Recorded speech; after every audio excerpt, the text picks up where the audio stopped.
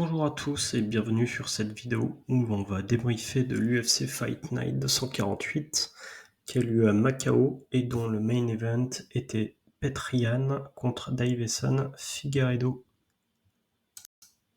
Alors, petit rappel, toujours les mêmes codes couleurs pour parler des divisions de poids. Alors, durant cette UFC, on a 3 combats qui vont vraiment avoir des impacts sur les top 15 des catégories. Donc le premier combat, c'est la victoire d'Hulberg contre Ozmir en KT lourd léger.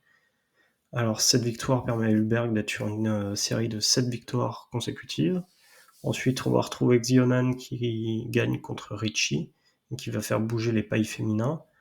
Et enfin, côté Bantam, donc les coqs, on a la victoire de Yan contre Figueiredo. Donc c'est des combats principalement à décision.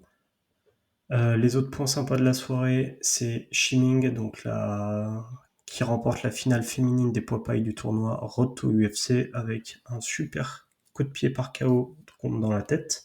Elle devient la première femme à gagner un tournoi Road to UFC.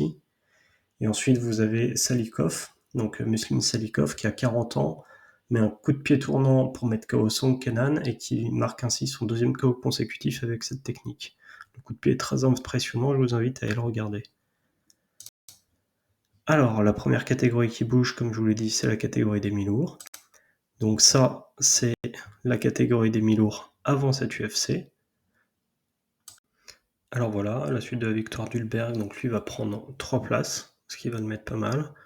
Et ensuite, on a Krylov qui perd 2 places, Ozmir qui perd 1 place, et Johnny Walker qui perd 1 place. Concernant la catégorie des poids plumes femmes, donc ça c'est l'état de la catégorie avant cette UFC.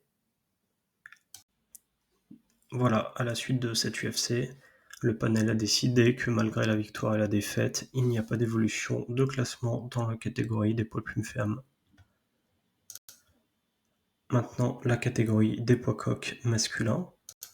Donc ça, c'est l'état du classement avant l'UFC. Et après l'UFC, donc pareil que pour les femmes, la victoire de Yan sur Figueiredo, ça ne change rien à la catégorie, à part les évolutions des palmarès. Voilà, j'espère que cette petite vidéo vous a plu, et à très vite pour une nouvelle vidéo.